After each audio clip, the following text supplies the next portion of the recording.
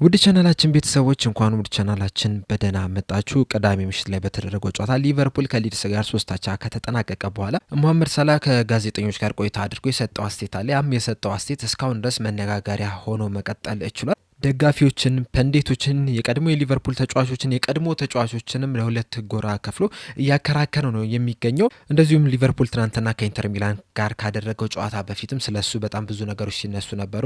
አሰልጣኝ አርነ ስሎት እንደዚሁም ደግሞ አሊሰን ቤከርም ከጨዋታው በፊት በሰጡት ጋዜጣዊ መግለጫ ላይም በዚህ ተጫዋች ዙሪያ በጣም ብዙ ጥያቄዎችን ተጠይቋል። ከጨዋታው መጠናቀቅ በኋላም ቨርጂል ቫንዳይክ፣ ሳቡዝላይ፣ አርነ ስሎት በዚህ ዙሪያ በጣም ብዙ ጥያቄዎችን ሲጠይቁ ነበር። እንደዚሁም ደግሞ የቀድሞ የሊቨርፑል ተጫዋቾችም የሰጡትም አስተያየትም አለ። በዛሬው ቆይታችን እንግዲህ ጂሚ ካራጋር የሰጠው አስተያየት አለ። እንደዚሁም ደግሞ ስቲቨን ጀራርድም የሰጠው አስተያየት አለ። ከዛ በተጨማሪም ዛሬ ላይ የወጡ አንዳንድ መረጃዎች አሉ። በእነዚህ መረጃዎች መሰረትም የሳውዲ ክለቦች መሐመድ ሳላህን በጃንዋሪ ዝውውር መስኮት ማስፈረም ይፈልጋሉ እየተባለ ይገኛል። እነዚህን በቆይታችን የምንመለከት ይሆናል። እስከ መጨረሻው ደቂቃ ድረስ አብራችሁን ቆይታችሁ እንድትከታተሉት በአክብሮት ተጋብዛለሁ። በእናንተ ሀሳብስ መሐመድ ሳላህ በጃንዋሪ ዝውውር መስኮት ሊቨርፑልን መልቀቅ አለበት ብላችሁ ታስባላችሁ? ሀሳባችሁን እንዳለ ኮሜንት ሴክሽን ላይ በመጻፍ አሳውቁኝ። አሁን በቀጥታ ወደ ያስኩላችሁ ጉዳይ የማመራ ይሆናል። ይህ ሳምንት እንግዲህ ሊቨርፑሎች በተለያዩ ነገሮች ስማቸው እየተነሳ ነው የሚገኘው። በዋነኝነት መሐመድ ሳላህ በሰጠው አስተያየት እንደዚሁም ደግሞ ኢንተር ሚላንን በማሸነፋቸው በሚዲያ ላይ የሊቨርፑል ስም በተደጋጋሚ እየተነሳ ነው የሚገኘው።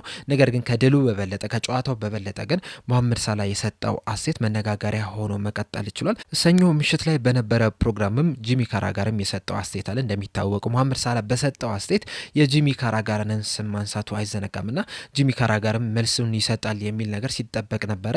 ሰኞ ምሽት ላይም መልሱን መስጠት ይችላል። በሰጠውም አስተያየት የተለያዩ ነጥቦችን ማንሳት ይችላል።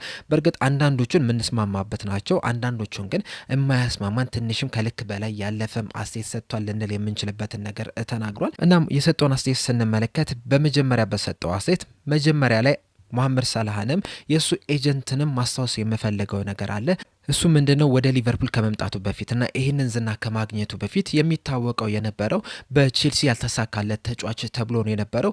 ወደ ሊቨርፑል ከመምጣቱ በፊትም ስታር አልነበረም። ወደ ሊቨርፑል ከመጣ በኋላ ግን አሁንን ያገኘውን ዝና ማግኘት ይችላል፣ ስታር መሆንም ችሏል። በሁለተኛ ደረጃ ደግሞ የግብጽ ብሔራዊ ቡድንን ስንመለከት በአፍሪካ ውስጥ በጣም ስኬታማ የሚባል ብሔራዊ ቡድን ነው።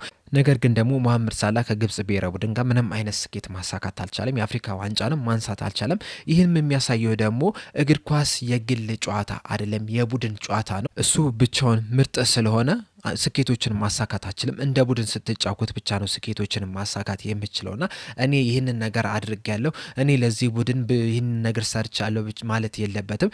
እንደ ቡድን ነው የሰሩት። እሱ ያንን ነገር እንዲያሳካ የቡድን አጋሮችም ከፍተኛ ድጋፍን ሰጥተውለታልና እንደዛ ማለቱ ትክክል አይደለም የሚል አስተያየትን ሰጥቷል። በተጨማሪም በዚህ 8 ዓመታት ውስጥ ለጋዜጠኞች ቀርቦ የተናገራቸውን ንግግሮች ሁሉንም ስንመለከት እሱን የሚመለከቱትን ነገሮች ብቻ ሲኖሩ ነው ወጥቶ ከሚዲያዎች ጋር ቃለመጠይቅ የሚያደርገው። ባለፈው ዓመት እንኳን ስንመለከተው የኮንትራት ጉዳይ ነበረበት። እስከዛ ሰዓት ድረስ አልፈረመም ነበርና ጨዋታዎችን ባሸነፈ ቁጥር ጎል ባስቆጠረው ቁጥር እየወጣ ኮንትራት እስካሁን ድረስ አልታደሰም፣ የመጨረሻ ውድድር ዘመኔ ነው የሚል ነገሮችን ሲናገር ነበረውና ሁልጊዜም ከጋዜጠኞች ጋር ቆይታ ባደረገው ቁጥር እኔ ማለት የሚወድ ተጫዋች ነው የሚል አስተያየትን ሰጥቷል። በተጨማሪም መሐመድ ሳላህ ለውጤት ማጣቱ እኔ ተጠያቂ እንደሆን አድርገውኛል ክለቡ የሚል አስተያየትን ሰጥቶ ነበርና በዚህ ዙሪያም ጂሚ ካራጋር በሰጠው አስተያየት ክለቡ እሱን ተወቃሽ አላደረገም፣ እንደውም መሐመድ ሳላህ ነው ክለቡን እንዲወቀስ እያደረገ ያለው መንገድ እየከፈተ ያለው። በተጨማሪም በሊቨርፑል ቤት በቆያባቸው ዓመታት ስንመለከት በሱ ምክንያት የሊቨርፑል የቀኝ ክንፍ ተከላካዮች በተደጋጋሚ ሲወቀሱ መመልከት ችለናል። ምክንያቱም ደግሞ እንደ ሌሎች ተጫዋቾች ወደ ኋላ እየተመለሰ መከላከሉ ላይ ሲያግዛቸው አልነበረም። ያ ደግሞ የቀኝ ክንፍ ተከላካይ ተጫዋቾች ላይ ወቀሳ እንዲበዛ አድርጓል። በተለይ ደግሞ ትሬንት አሌክሳንደር አርኖልድ ብዙ ጊዜ ተጋላጭ እንዲሆን አድርጎታል። ብዙ ጊዜም መከላከል ላይ መጥፎ ነው ተብሎ ወቀሰም አድርጎታል። ያ ደግሞ የመሐመድ ሳላህ ጥፋት ነው የነበረው የሚል አስተያየትን ሰጥቷል። በአጠቃላይ ጂሚ ካራጋር በሰጠው አስተያየት ላይ የምስማማባቸው ነገሮች አሉ፣ የማለስማማባቸው ነገሮች አሉ። ከማለስማማባቸው ነገሮች መካከል አንደኛው የግብጽ ብሔራዊ ቡድን ማንሳት አይጠበቅበትም ነበረ። በእርግጥ የግብጽ ብሔራዊ ቡድን ስኬታማ የሆነ ብሔራዊ ቡድን የነበረው በመሐመድ ሳላህ ስር ስኬታማ ሲሆኑ አልተመለከትንም። ነገር ግን ደግሞ የግብጽ ብሔራዊ ቡድንን ጎትቶ እዚህ ላይ ማምጣት ተገቢ አይደለም። በሁለተኛ ደረጃ በቼልሲ የነበረውን ቆይታ ከዛ በፊትም የነበሩትን ቆይታዎች ማንሳት የሚገባው አይመስለኝም። ምክንያቱም ሊቨርፑሎች በሮማ ብቃቱ ነው ወደ ሊቨርፑል እንዲመጣ ያደርጉት። በእርግጥ ወደ ቼልሲ ከመሄዱ በፊትም ይህንን ተጫዋች ሲፈልጉት ነበርና ምን ያህል ኳሊቲ ያለው ተጫዋች እንደነበረ ሁላችንም እናውቃለን። ያንን ነገር ማንሳት አልነበረበትም። መውቀስ ካለበት አሁን ስላለበት ሁኔታ በዚህ ሲዝን ስላሳየው እንቅስቃሴ ብቻ ነው። ምክንያቱም ሁልጊዜም ተጫዋች መወቀስ ያለበት ባለፈው ዓመት ምን ሰራ ሳይሆን አሁን ምንድነው እየሰራ ያለው፣ አሁን ብቃቱ ምን ላይ ነው የሚለው ነገር ብቻ ነው መታየት ያለበት።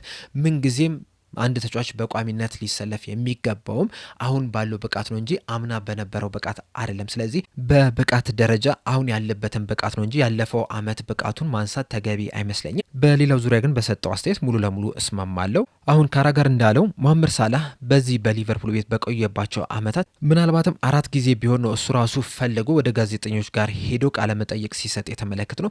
በእነዚህ 4 አጋጣሚዎች ራሱ ሙሉ ለሙሉ እሱን የሚመለከተውን ነገሮች ብቻ ነበር ሲያነሳ የተመለከት ነው። አሁን ለምሳሌ ቅድም እንዳልኳቸው ባለፈው ዓመት በኮንትራት ጉዳይ ዙሪያ ለማውራት ሲፈልግ ብቻ ነው ሄዶ ሲናገራቸው የነበረው። እንደዚሁም ደግሞ የርገን ክሎፕ በነበረበት ሰዓት ራሱ ወደ ጋዜጠኞች ጋር ሄዶ ቀርቦ አሁን ባወራ ብዙ ነገሮች ይነሳሉ የሚል አስተያየትን ሲሰጥ መመልከት ችለናል።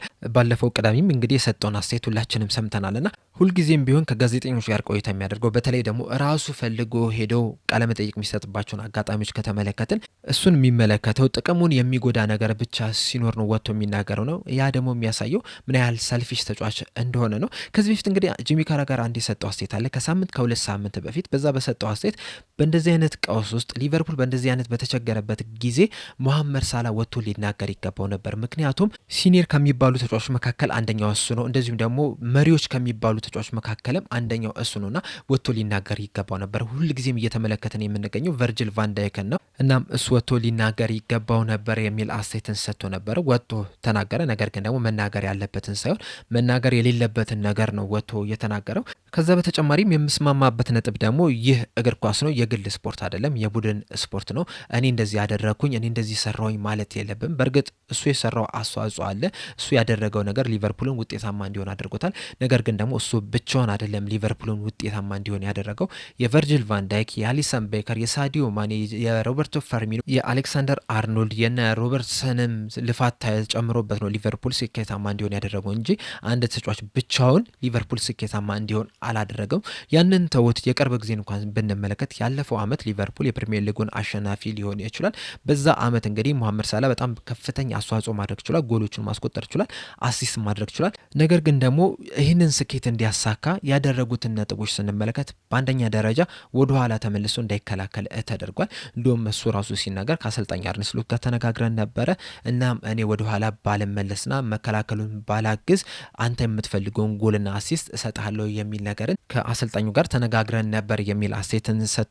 ባለፈው ዓመት እሱ እንዳይከላከል ጎል ማስቆጠር ብቻ ላይ ትኩረት እንዲያደርግ ያደረጉት አሰልጣኝ አርነ ስሎት እንደዚሁም ደግሞ ያንን ነገር እንዲያሳካ ያደረጉት ተጫዋቾቹ ናቸው። ሁልጊዜም እሱን ትቶት የሄደውን ቦታ ከቨር ሲያደርጉ የነበሩት እነ ሳቡዝ ላይ እነ አርኖልድ እንደዚሁም ደግሞ ሌሎችም ተጫዋቾች ናቸውና ለነዛ ተጫዋቾች ወደ ኋላ ተመልሶ የሱን ቦታ ከቨር ባያደርጉት ኖሮ ምናልባት መሐመድ ሳላህ እነዛ ጎሎችን አያስቆጥርም፣ እነዛን አሲስቶችም አያስመዘግብም ነበርና እግር ኳስ አንድ ሰው ብቻውን የሚፈጥረው ነገር የለም። እንደ ቡድን ስትጫወት ብቻ ነው ስኬታማ የምትሆነው። ከጂሚ ካራጋር በተጨማሪም እንግዲህ የሊቨርፑል ሌጀንድ የሆነው ስቲቨን ጀራርድን በዚህ ዙሪያ የሰጠው አስተያየት አለ። በሰጠውም አስተያየት መሐመድ ሳላህ በጣም ተበሳጭቷል። ያም ይገባኛል፣ እሱንም አከብርለታለሁ።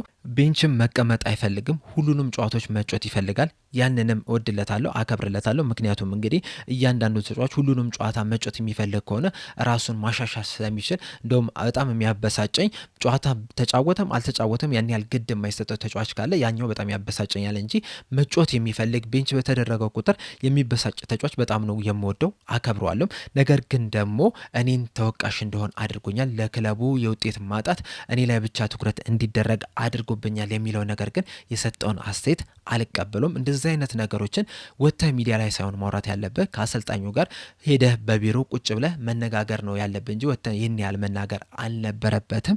እንደዚሁም ደግሞ ቨርጂል ቫን ዳይክም ነገሮችን ለመፍታት ከፍተኛ ጥረት ማድረግ አለበት። ይህንን የሚያደርገው ደግሞ ለክለቡ ሳይሆን ለነሱ ለተጫዋቾቹም ሳይሆን ለአሰልጣኙም ሳይሆን ለደጋፊዎቹ ሲባል ነው። ምክንያቱም ደጋፊዎች ሁልጊዜም ከጎናቸው ያሉትና እንደዚህ አይነት ነገሮች ተፈጥሮ ደጋፊዎችን ማጨቃጨቅ፣ ማከራከር እንደዚሁም ደግሞ ሌሎች ነገሮችን እንዲፈጠሩ ማድረግ የለባቸውም። ይህንን ነገር እኔም በተጫዋችነት ጊዜ ተመልክቼዋለሁ። በተለይ በሱዋሬዝ እና በብሬንደን ሮጀርስ ዙሪያ አለመግባባቶች ነበሩ። ያንንም ለመፍታት እኔ በመሀል ገብቼ ሁለቱንም ማናገር ችያለሁ። ቨርጅል ቫንዳይክም ያንን ነገር ነው ማድረግ ያለበት። መሐመድ ሳላህንም አሰልጣኝ አርነ ስሎትንም አነጋግረው ነገሮችን እንዲፈቱ ወደ አቋማቸው እንዲመለሱ ጥሩም የውድድር ዘመን እንዲያሳልፉ ጥረት ማድረግ ያለበት ይመስለኛል። ነገር ግን መሐመድ ሳላህ ያደረገው ነገር ትክክል አይደለም፣ ስህተት ነው የሰራው። እርግጠኛ ነኝ ከጥቂት ጊዜያቶች በኋላ መለስ ብሎ ይህን ነገርም ሲመለከት ይህንን ነገር ማድረግ አልነበረብኝም ብሎ እንደሚጸጸትም በእርግጠኝነት መናገር ይቻላል።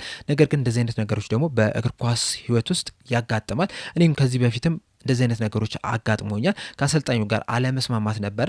ነገር ግን በዛ ሰዓት ወጥቼ አይደለም የተናገርኩት። ነገር ግን ልክ እንደ መሐመድ ሳላህ እንደሰራው ጥፋት ደግሞ ከማንቸስተር ዩናይትድ ጋር በምንጫወትበት ሰዓት ገና ተቀይሬ በገባው በ30 ሰከንድ በቀይ ካርድ ተሰናብቼ ከሜዳ ልወጣች ያለውና ይህ እብደት ሁልጊዜም የሚያጋጥም ነገር ነው። በእግር ኳስ እስካለህ ድረስ አንዳንድ ጊዜ እንደዚህ አይነት ስህተቶችን ትሰራለህ። ነገር ግን ከነዚህ ስህተቶች እንዴት ነው መውጣት ያለብኝ የሚለው ነገር ላይ መፍትሄ መፈለግ ያስፈልጋል። ምክንያቱም መሐመድ ሳላህ ለሊቨርፑል በጣም አስፈላጊ ተጫዋች ነው። ብዙ ጎሎችን ማስቆጠር የሚችል ተጫዋች ነው። አሲስቶችንም ማስመዝገብ የሚችል ተጫዋች ነውና ሊቨርፑል ነገሮችን ማስተካከል ያለባቸው ይመስለኛል። ተጫዋቹም አሰልጣኙም መነጋገር መቻል አለባቸው። ያሉበትን ሁኔታም በደንብ ማወቅ አለባቸው። ነገሮችንም መፍታት አለባቸው የሚል አስተያየትን ሰጥቷል። ከጂሚ ካራጋር አንጻር ስንመለከተው ስቲቨን ጀራርድ ሞር ባላንስ የሆነ አስተያየትን የሰጠ ይመስለኛል። የእናንተስ አስተያየት ምንድን ነው የሚለውን ሀሳባችሁ እንዳለ ኮሜንት ሴክሽን ላይ በመጻፍ አሳውቁኝ። ነገር ግን ደግሞ በዚህ ሰዓት በመሐመድ ሳላህ ዙሪያ እንደዚህ አይነት ነገሮች ብቻ አይደሉም እየተነሱ የሚገኙት። ምናልባትም በጃንዋሪ ዝውውር መስኮት ሊቨርፑልን ሊለቅ የሚችልበትም እድል አለ እየተባለ ይገኛል።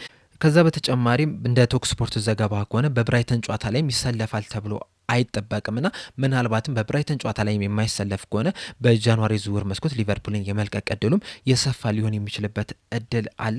ቴሌግራፍ ይዞት በወጣው ዘገባ መሰረት የተለያዩ የሳውዲ ፕሮ ሊግ ክለቦች መሐመድ ሳላህን ማስፈረም ይፈልጋሉ እያለን ይገኛል። ቴሌግራፍ ብቻም ሳይሆን ስካይ ስፖርትም ይህንኑ ተመሳሳይ ዘገባንም ይዞ መውጣት ችሏል። እና ምናልባትም በጃንዋሪ ዝውውር መስኮት ይህንን ተጫዋች ለማስፈረምም እንቅስቃሴ ሊያደርጉ የሚችሉበት እድል አለ እየተባለ ይገኛል። ነገር ግን ስካይ ስፖርት አያይዞ እንደዘገበው ከሆነ የሳውዲ ፕሮ ሊግ ክለቦች ይህንን ተጫዋች ለማስፈረም እንቅስቃሴ የሚያደርጉት መሐመድ ሳላህ ራሱ ወደ ሳውዲ ፕሮ ሊግ ሄጄ ለመጫወት ዝግጁ ነኝ፣ ፍቃደኛ ነኝ የሚል አስተያየትን ከሰጠ ብቻ ነው የሚል አስተያየቶች እየተነገሩ ይገኛሉ። በዚሁ አያይዘው ግን እስካሁን ድረስ ከሊቨርፑል ጋር ምንም አይነት ንግግር አልተደረገም ነው እየተባለ የሚገኘውና ምናልባትም መሐመድ ሳላህ በዚህ ሰዓት በቃ ሊቨርፑልን ለቅቄ ወደ ሳውዲ ፕሮ ሊግ መሄድ እፈልጋለሁ የሚል ከሆነ ግን ከጃንዋሪ 1 ጀምሮ የሳውዲ ፕሮ ሊግ ክለቦች ይህንን ተጫዋች ለማስፈረም ወደ ሊቨርፑል ብቅ ይላሉ ተብሎ ነው የሚጠበቀው። ኢኤስፒኤን ይዞት በወጣው ዘገባ መሰረት ደግሞ የመሐመድ ሳላህ ኤጀንት የሆነው ራዊ አማስ ከሴሪያ ክለቦች ጋር ንግግር አድርጓል እያለን ይገኛል። በተለይ ደግሞ መሐመድ ሳላህ በዚህ ሰዓት ከአውሮፓ መውጣት አይፈልግም። ነገር ግን ደግሞ ሊቨርፑልን መልቀቅ የሚፈልግ ከሆነ አሁን እያሳየው ባለው ብቃት አንጻር እንደዚሁም ደግሞ ከእድሜውም አንጻር ይህንን ተጫዋች ሊያስፈርሙ የሚችሉት የጣሊያን ክለቦች ብቻ ናቸው የሚል እምነት ስላላቸው ነው ከሴሪያ ክለቦች ጋር ንግግር እያደረገ ያለው እየተባለ ይገኛል። ከዚህ በተጨማሪም አንዳንድ ዘገቦች ምናልባትም ፒኤስጂዎች ይህንን ተጫዋች ለማስፈረም ጥረት ሊያደርጉ የሚችሉበት እድል አለ እየተባለ ይገኛል። ነገር ግን ደግሞ ፒኤስጂዎች መሐመድ ሳላህን ማስፈረም የሚፈልጉት በነጻ ከሆነ ብቻ ነው እንጂ ከፍለው መሐመድ ሳላህን ማስፈረም አይፈልጉም እየተባለ ይገኛል። እነዚህን ዘገቦች ስንመለከት እንግዲህ ምናልባትም መሐመድ ሳላህ የመጨረሻውን ጨዋታ በሊቨርፑል አድርጓል ልንል እንችላለን። በእርግጥ አጨራረሱ ይሄ ከሆነ ያሳዝናል። ምክንያቱም በሊቨርፑል ቤት የሰራውን ታሪክ ከተመለከተን ይህ ተጫዋች በሊቨርፑል ቤት ያለውን ቁጥራዊ መረጃዎች ከተመለከተን ያለውን ቦታ ከተመለከተን በእንደዚህ አይነት መልኩ ሊቨርፑልን መልቀቁ ትንሽ ያናዳል። ነገር ግን ደግሞ እግር ኳስ ሁልጊዜም ፌር አትሆንም፣ በፈለግከው መንገድ አይጠናቀቅም። አንዳንድ ጊዜ በጣም በጥሩ መንገድ በጣም በጥሩ ሁኔታ ተሸኝተ ክለቡን ሊለቅ የሚችልባቸው እድሎች አሉ። አሁን ለምሳሌ እንደነ ስቲቨን ጄራርድ፣ ሮበርቶ ፈርሚኖ፣ ጂሚ ካራጋር፣ ጆ ማቲፕ ራሱ በጣም በደመቀ ሁኔታ ነበረ ከሊቨርፑል ሲወጡ የተሸኙትና አንዳንድ ጊዜ እንደዚህ አይነት በደመቀ ሁኔታ ትሸኛለህ። አንዳንድ ጊዜ ደግሞ ሳይታወቅም ድንገት ሄደም ልትባል የሚችልባቸው እድሎች አሉ። ለምሳሌ ሳዲዮ ማኔ በሊቨርፑል ለቀጣይ ዓመትም ይቆያል የሚል እምነት ነበር በደጋፊዎች ዘንድ። ነገር ግን ደግሞ በስተመጨረሻ ወደ ባየር ሙኒክም ሊሸኝ ችሏል። እናም ትክክለኛ ስንበትም ተደርገውለታል ተብሎ አይጠበቅም። ነገር ግን በሊቨርፑል ደጋፊዎች ዘንድ አሁንም የሚወደድ ተጫዋች ነው። መሐመድ ሳላህም እንግዲህ ድንገት ሊቨርፑል ሊለቅ የሚችልበት እድል አለ። በእርግጥ በጃንዋሪ ዝውውር መስኮት ቢለቅና ሽኝት ባይደረግለት ምናልባትም ከዓመታት በኋላ ወደ ሊቨርፑል ተመልሶ ጥሩ የሆነ ሽኝት ሊደረግ የሚችልበት እድል አለ። አሁን ለምሳሌ ትናንትና ቶተናሞች ለሰን ጥሩ የሚባል ሽኝትን አድርገውለታልና እንደዚህ አይነት ነገሮች ሊፈጠሩ የሚችልባቸው እድሎች አሉ። ነገር ግን አጨራረሱ ያማረ አይመስልም። ምናልባት አሁንም የመቀየር እድል አላቸው። ሁለቱ ከተነጋገሩ እና ከተማመኑ ምናልባትም ወደ ሜዳ ሊመለስ የሚችልበት እድል አለ። ነገር ግን ደግሞ በዚሁ አኳናቸው የሚሄዱ ከሆነ መሐመድ ሳላህም ይቅርታ የማይጠይቅ ከሆነ ግን ምናልባትም የመጨረሻውን ጨዋታ በሊቨርፑል ሊያደርግ ይችላል። በእናንተ ሀሳብስ መሐመድ ሳላህ የመጨረሻውን ጨዋታ አድርጓል? ሀሳባችሁ እንዳለ ኮሜንት ሴክሽን ላይ በመጻፍ አሳውቁኝ። ለአሁን እኔ እዚህ ላይ ያበቃው። በቀጣይ በሌላ እስከምንገናኝ ድረስ ሰብስክራይብ፣ ላይክ፣ ሼር ማድረግ እንዳትረሱ። ቸር ያቆየን።